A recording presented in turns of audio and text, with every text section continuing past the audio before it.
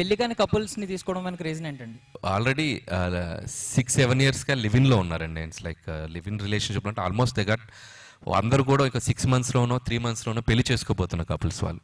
So half of the people పెళ్ళైన వాళ్ళు ఉన్నారు. ఒక 3-4 జంటలు మాత్రమే, 3-4 జంటలు మాత్రమే ఆల్మోస్ట్ లివిన్లో పెళ్ళి అయినట్టే వాళ్ళకి. ఆల్మోస్ట్ దే ఆర్ దీంట్లో కూడా అనౌన్స్ చేసేసారు వాళ్ళ పెళ్లి రోజులు.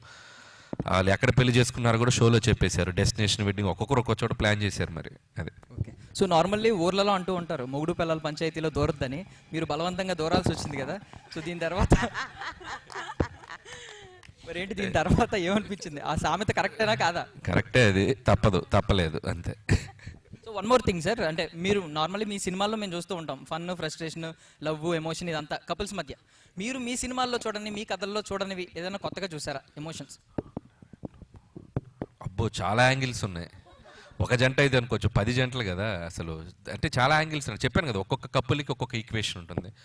సో వాళ్ళు దాన్ని ఎలా డీల్ చేస్తున్నారు. సో నేను ఫన్, ఫ్రస్ట్రేషన్ వెంకీ వేస్తున్నట్టు వాళ్ళు కొత్తగా చెప్తున్నారు నాకు.